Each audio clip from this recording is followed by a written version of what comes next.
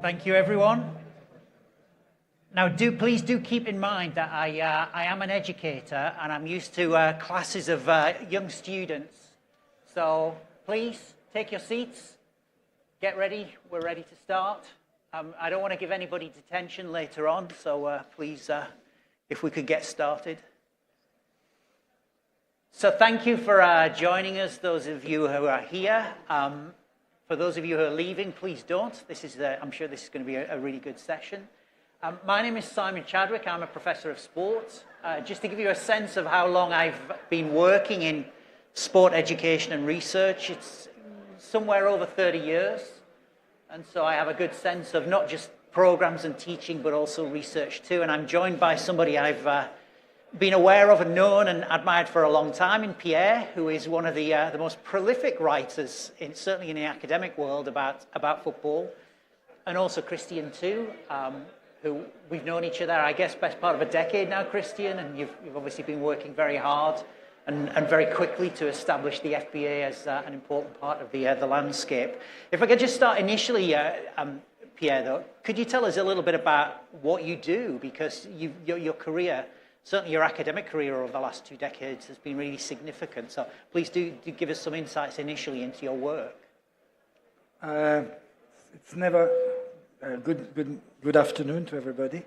It's never easy to start to speak about yourself, but my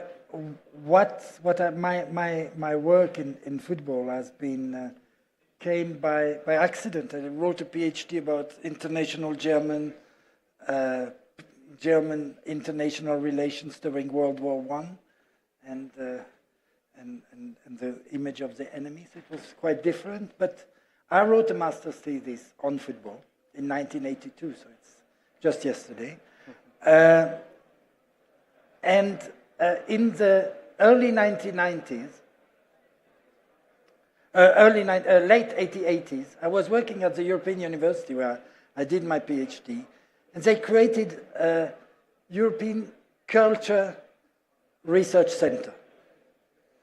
And they were interested at thematics that did unify the Europeans.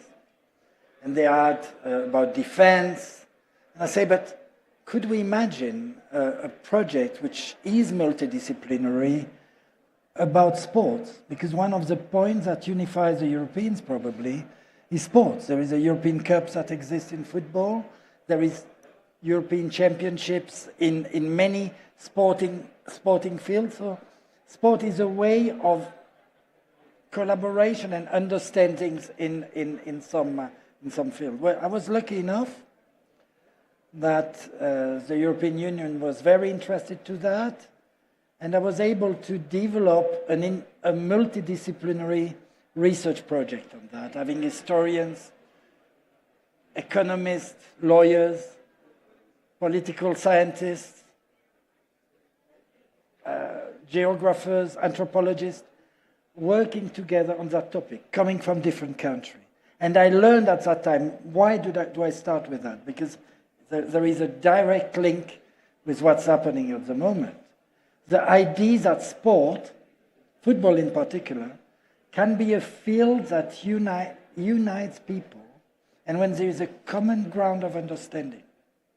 But it's not as simple as that, because you may play the same game, it's the same time. The way you understand the game is completely different from one place to the other. And then I started to develop that project. I was quite successful, and I was offered a professorship in 1993, so some years ago, in Leicester in the UK. I'd never been to Leicester before I went to the Montfort. And I kept this job for 30 years. And we started in Leicester to imagine how to develop international vision of sports. And we created a research center of sports history and culture. And it was really this idea of integration, different fields and different nationalities. In 2000, we created the FIFA Master, and a few years later, around 2004, I moved a bit through, and here I have two friends which are very dear from that point of view. I moved towards another experience for which I've been working the last 20 years, which was the creation by FIFA and by the CIS in Switzerland of an international network. And it completely changed my life, because I worked with 20 universities worldwide, from India to Russia, unfortunately not in New Caledonia, because we tried with Frank, but we could not make it, but from Palestine to South Africa, and to develop a form of research and knowledge that was developed in each of the countries we went to. I'm very pleased to tell that the new member of this international network will be a Saudi one, because the partnership has been signed between the King Saud University, the Saudi Arabian Football Federation, and CIS and FIFA to teach this course in the country very soon. That's something that was very demanded locally. And one of my students on that course some years ago happened to become the president of the Saudi Arabian Football Federation. And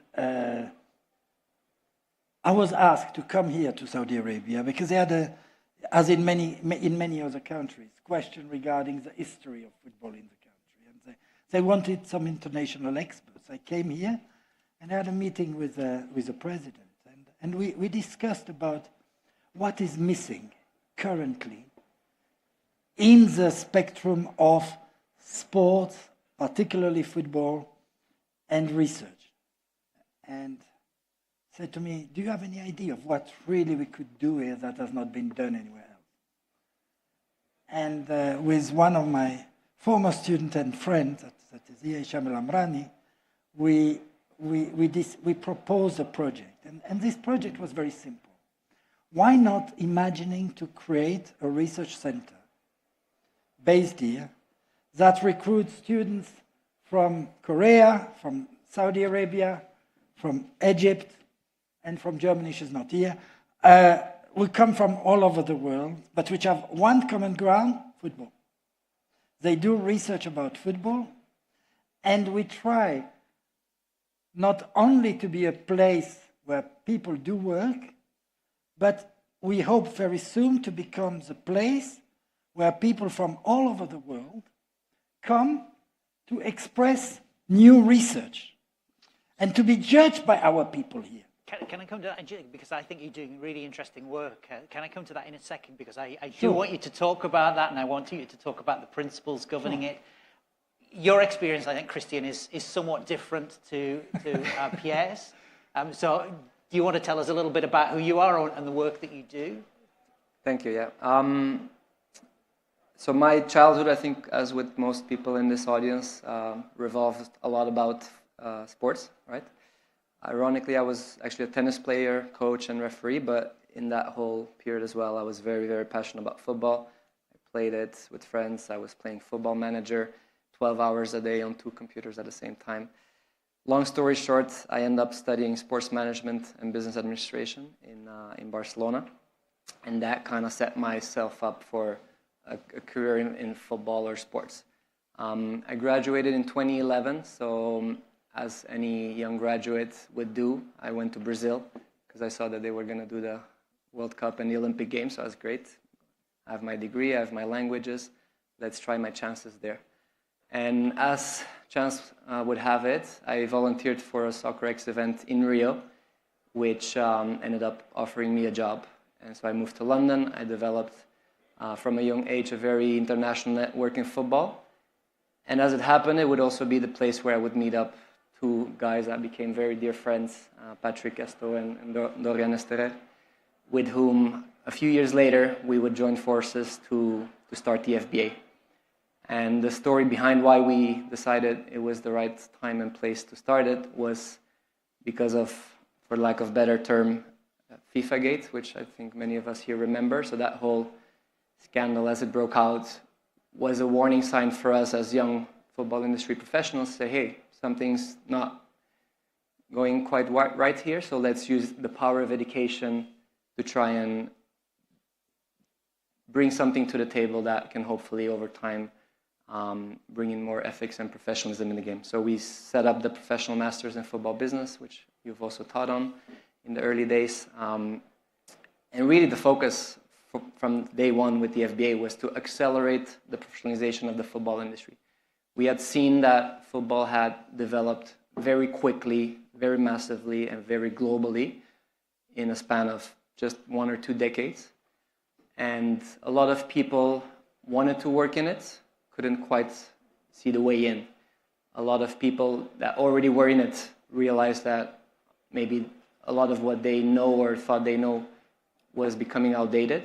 And so we set off on a mission to bring additional courses specifically focused on football for those that wanted it.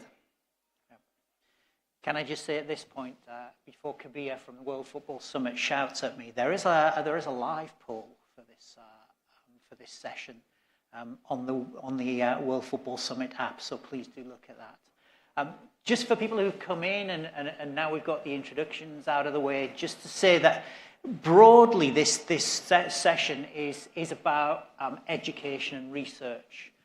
And education typically we would think of as perhaps higher education, maybe universities, but I think also other forms of education too. And so we can, I guess, as the panel goes through, and perhaps there might even be 1 or 2 questions from the floor around training and development. But the panel is also about research too, and as you were beginning to describe, Pierre, it's about the research needs, not just of Saudi Arabia, and I'll touch on this in just a second, but research needs in terms of the football community more generally. It's also about the relationship between the two. So one of the big things for us as people working in education and research is how do you ensure that you build that relationship between classrooms and research? And this leads me to just one final thing that I want to say, which is for people like us to look around the room, is most of you, we've seen you in our classrooms. You probably turned up in our classrooms as quite young people, completely naive, looking to navigate your way through the world of work and life. And so to see people like you in this room today, this is really part of our mission. It's a part of our quest when we engage in the work that we do. So just to go back to you, Pierre, as I said, I think you're doing really interesting work. And some of it is in Saudi Arabia for Saudi Arabia, but some of it is in Saudi Arabia with a much more external focus and engaging in with the world more generally. So you'd already begun to outline what it is that you're doing, but perhaps you could develop that now some more, and particularly tell us about what is happening inside Saudi Arabia and the contribution that you and the work that you're doing is making to that. Well, we started our center recently, so I'm not able to say too much about the results. But at the moment we have a staff, we have researchers, we have academic colleagues which are here. I'm very pleased. Various elements that are important. The first one is gender issue. I mean, I'm pleased to come after a women's football discussion. At the moment, we are exactly 50-50 in the recruitment procedure. In the real person in the center, that's women's dominated. Women's are dominant, but we are very, very clearly willing to develop a mixed academic structure. And that's easy and simple here. It works. Do you know there are some elements to treat football research in Saudi to say that's for men. No. Women are very present in the research, in the work. I mean, our responsible of administration is a lady, our librarian is a lady, and they are highly qualified, and it works. Second element is the thing I'm most proud about is the fact that we have been included in the BID project because it has been building a solid research culture inside the federation, and together with some other of the research-oriented structures in the country, is not a possibility but a necessity. You know, there are some major issues the country will be facing for the next decade, and we need to be prepared.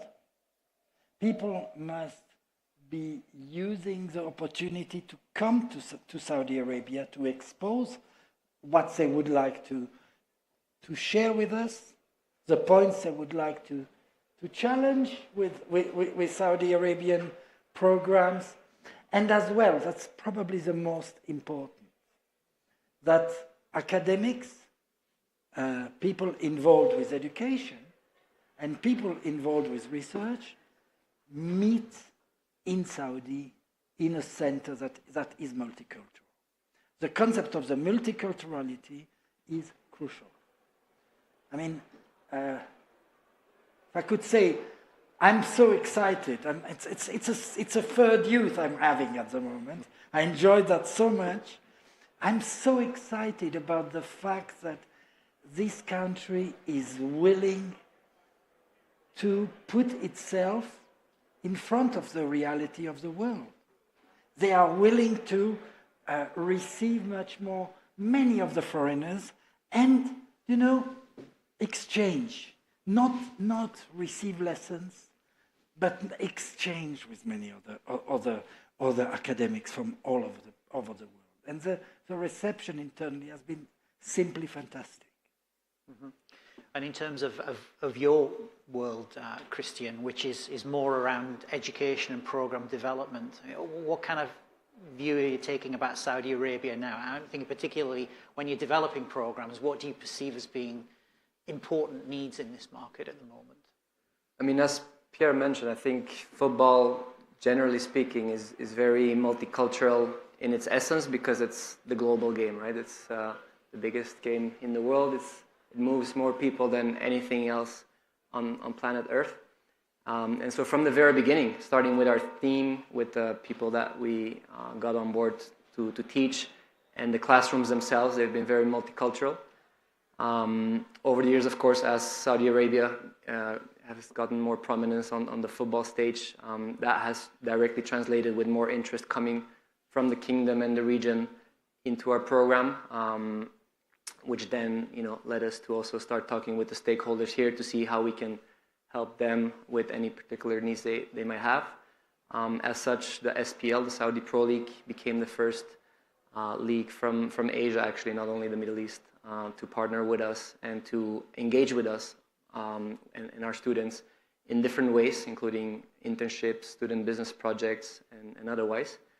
And that trend has continued to evolve as, you know, Saudi Arabia has developed its Vision 2030 further, and when it also started launching the 2034 bid, you know, talking with different stakeholders, seeing what's happening on the ground, coming to the kingdom as well, has been very positive in that regard. And based on what Pierre said as well, I think the key is that is first of all making people come to get to know the kingdom and its people, and this ambitious and very fascinating development that's taking place here, because people from the West typically, you know, are easy to have certain stereotypes, and not just specifically about one country or the other. I think in general, and if we only look at media, I think, you know, we would miss out a lot. And me personally, I've been traveling all my life. I've been to more than 50 countries all over the world, and whenever I go to a certain place, whatever stereotype society or family or friends have tried to put on me before going there completely gets annihilated when I get there, whether it's Mexico or Saudi Arabia or South Africa or Brazil, you name it. So I think step one is for people to come and see for themselves, to meet the people, and I think they'll be surprised. And with the great work that Pierre and the federations are doing, I think this is a great catalyst for these types of interactions to take place. And once they start taking place and are able to scale, I think the football industry will be better off for it. You know the transition is coming here, Pierre, because Kristian addressed this issue. Can I just say at this point, we were supposed to be 4, but we're only 3. And I'm acutely aware that we're all white European guys. And as white European guys with our prejudices and preconceptions and stereotypes and all of those other things, we're going to sit here and tell everybody what they're supposed to be doing, right? Except we're not. Right, Pierre? Yes, I'm not prepared to be a white Western man all my life. I was born in Africa, so it's not. But the reason I direct this specifically to you, and I talk about the transition, Pierre, is because I think your vision for the work that you're doing here in Saudi Arabia is a really important one. So you've already talked about gender, you've talked about being engaged globally rather than with a specific group of people. I was wondering if you could tell us some more about how your work is developing in terms of ensuring different paradigms of research and learning become embedded here. I think, thank you to move to that topic. We need to change the paradigm. Because what we see in the evolution of sports is a place of Asia as a whole is increasing incredibly in the world. I mean, you see Formula One, see tennis, see sports where big money there, golf and others. You see the use of Asia is huge, but in some ways there is from a Western vision. And there are a lot of fantastic researchers who have very interesting topics. I mean, when I think about the researchers we have now here, it goes from understanding what the impact of Instagram on Arab athletes are. It's something very, very different from what it could be in other countries, and it is a global reality.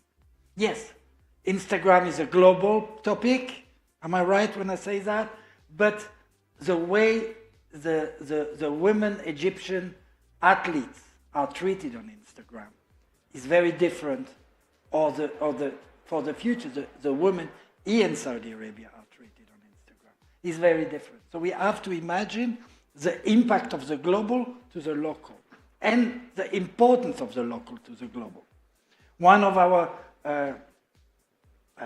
other topics is the question of organizing events here in the country, in Asian countries. What is it to organize an Olympics in China, to organize a World Cup in Korea and Japan? Does it improve the place of Asia inside the decision-making of sports? Yeah. That's essential. And about the concept of nation branding.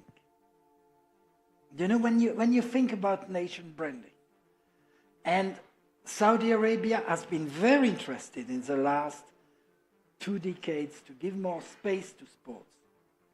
So which impact does it have? What does it mean? The Saudi way of imagining the place of putting sports together. And our most recent acquisition, into inverted comma, we don't do transfer because we only have players on loan. They remain registered with their university. But our last transfer is coming from Loughborough, but is Saudi, and Nouf, who is just behind me, is working on women's participation in sport in Saudi from an insider point of view, from a Saudi point of view. And how does it work?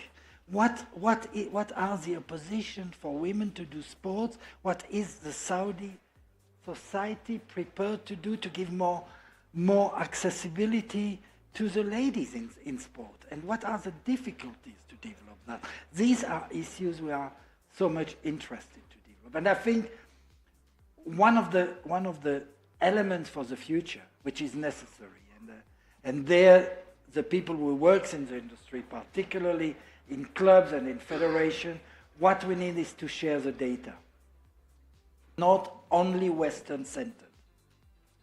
So clubs, federation, confederation like the Oceanian one, and Frank, my friend, who will be in the next panel, will be as well. Please give us the data you get, that when we do surveys, research, we have access to data. We do not come exclusively from the West, because if not, we don't understand the element. And it's very important to go back to your early point. You know, this is to put together research and the implication of the sporting bodies. Our researchers have a chance, which is a huge difficulty. They are based in the federation. So they have a direct access to the world of sports. So it gives them the opportunity to understand what it means, football, not only from an academic perspective, but as well from the reality of the Football Federation. You know, international relations in the Department of International Relations in a federation is probably different from what a researcher in international relations would expect from the reality of the soft diplomacy in sports. So that's as well very interesting to be together, work together. And we work as well in projects based on the place of history in the memory of Saudi football. Because as a difference with many other countries, what Saudi has developed is a unique history and strength of its history in the area. There is a passion for football in this country, and Kim Ghazawi, my colleague here from Morocco, who works with me on that project, we see with the group of Saudi historians how much the culture of football has been strong here. We learned some incredible elements. Football comes from Indonesia here. It's not coming from the West, it's coming from other areas, it's coming from Asia. Do you know, sometimes the West is not so important in the development of sports, and research allowed it. I find really interesting what you're saying, Pierre, and for people who are just joining, or for those who are listening to all of this, what we're not is we're not market researchers. No. So academic research is somewhat different. What I always find I'm a little uncomfortable about academic research to a certain extent, because people have this preconception, perhaps, that we sit in our offices scratching our chins, thinking about the world. But we do like to have impact. And what I'd like to do is just to move on in the final part of the session to talk a little bit about impact. If I could come to you, I'll come back to you, Pierre, but come to you, Kristian. In terms of the impact of your work, can you give us a kind of scorecard for, not necessarily for the FBA, but I think for educators more generally? What kind of impact do you believe that you're now having in terms of the programs that you're delivering? But I think also going back to the question about changing the paradigm, so what we're getting is education training in markets like Saudi Arabia that are specifically tailored to local need. Tell us about the outcomes. Tell us about the achievements. Sure. What are your KPIs? What's the return on investment? So maybe the framework that I think is most useful to answer this question is, imagine a Venn diagram, and on one side you have the people that want football education, and on the other one you have the people that need football education. And we kind of like try to position ourselves somewhere in the middle where we can deliver programs to a subsegment of that intersection of those two diagrams, right? And I think over the past 7+ years now since we launched the FBA, again, as a very mission-driven company trying to accelerate the professionalization of the football industry, I think we've been able to expand the size of that intersection between the two parts of the Venn diagram, not necessarily catering to everyone that is in it, but at least showing the way to other people that have entered into the space ever since, and in their own unique way are contributing to this professionalization of the football industry. So in terms of what we've achieved over the past years, I think that would probably be the most important, because it's first of all goes directly in hand with our mission. And of course, we as one of the players in that ecosystem, through the Master, we have now impacted almost 400 individuals, most of them career switchers, which I think has been also very important and interesting for football, because as the stakeholders themselves have become more sophisticated, with the investors coming in, with the MCO groups being developed, with football industry becoming larger and larger, I think the level of sophistication and differentiation of skills has also been very obvious, I would say. And so having the opportunity to give a pathway to those people that come maybe from the legal side, or finance, or engineering, or coaching, or communications, or what have you, and give them opportunity to come into the football industry and introduce their skills and perspectives on how to develop the game off the pitch in the way that it needs. I think that has been very, very impactful. And then over time, we've also been very fortunate enough to associate ourselves with different stakeholders in the sense that we've developed tailor-made programs for the likes of the Asian Football Confederation, the likes of the European Club Association, and others, who they themselves have had the vision to say, hold on a moment, our clubs or our federations or our members or our staff is being left behind unless if we do something about it and give them the opportunity to educate themselves, to stay up to date with the latest trends, with the best practices. So in a nutshell, I would say that those would be the three main KPIs based on which I can measure our impact so far. And I feel we're just getting started, because again, we're all Europeans here, as I mentioned. In Europe already, of course, the rest of the world has historically been looking towards Europe, because the level on the pitch has traditionally been the highest here in Europe.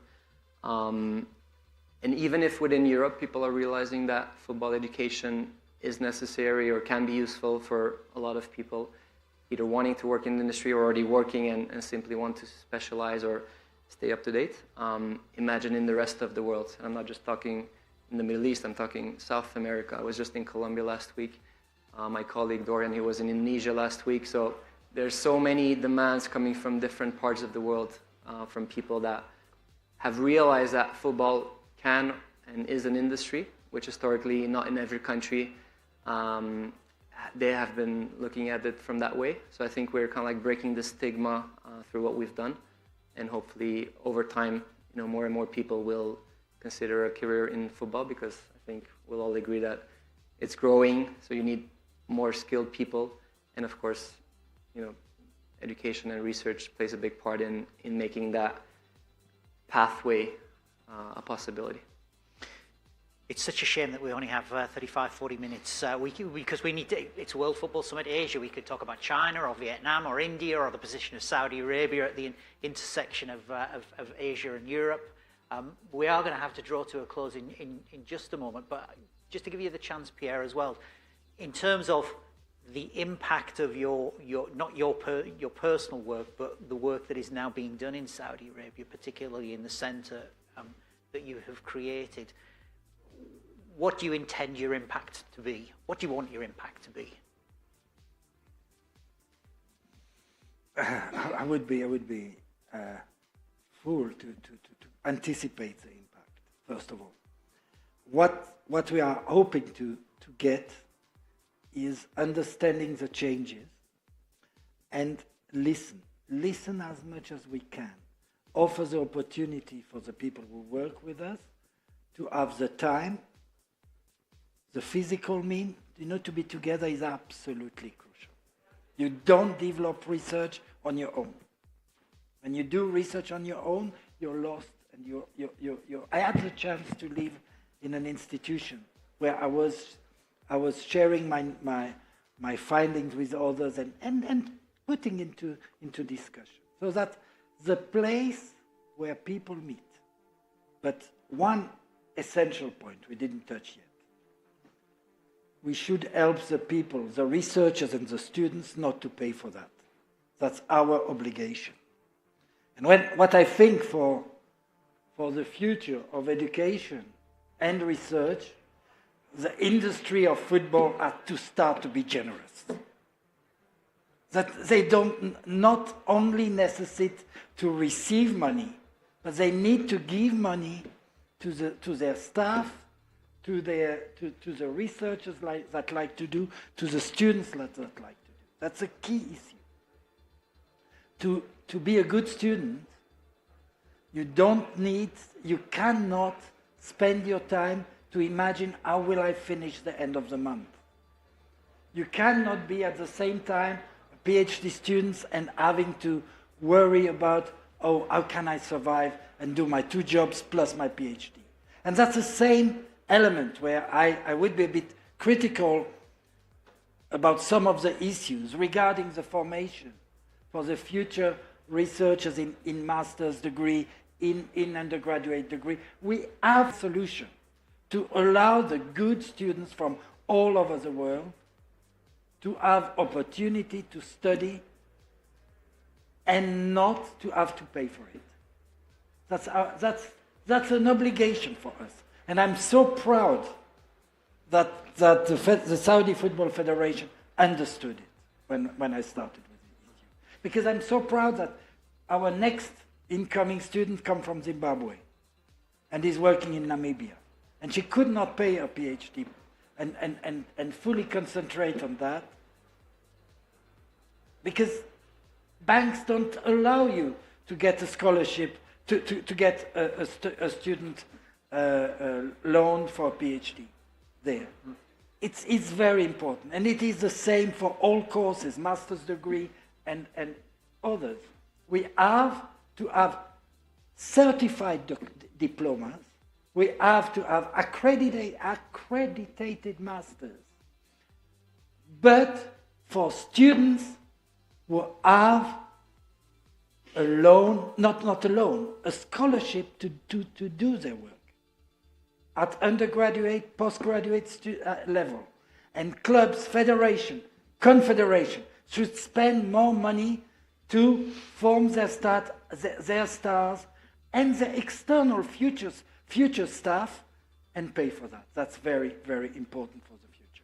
I think one of the things that we're all doing, the three of us and many other people in the room, is we are in the business of developing the next generation of leaders and managers. And that's absolutely crucial. Just as you would go out and identify players and develop those players, you obviously need off-field talent too, which we're in the business of. I like your, I'll sum it up in one word, generosity. I like that.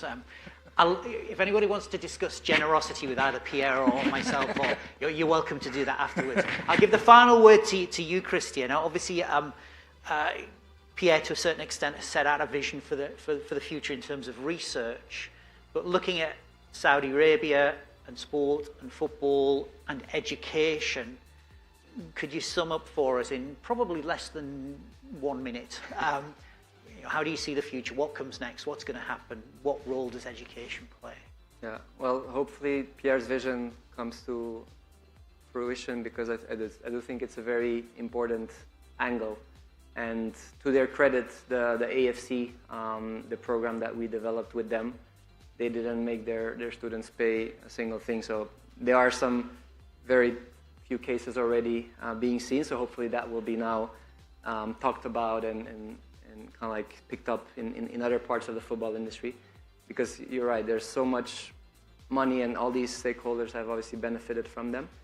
And giving back a little bit to make sure that the next generation of football business leaders can be educated without worrying about how they're going to pay their bills, I think is a very noble and correct thing to do. So hopefully that is going to happen. From my side as well, what I would like to see, or at least as a reflection point, and again, from within the context of football. So if you want to be a coach, you need to get your licenses.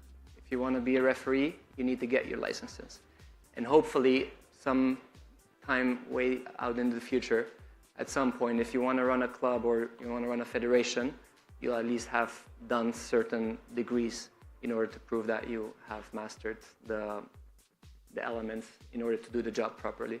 And I think that's the ultimate goal of professionalizing the football industry. And that way, hopefully, the next generation of boys and girls will continue to look at football as this amazing vehicle for societal change and inspire them to become better human beings themselves as well. So thank you, guys. Thank you for the people who've been here today. Thank you all.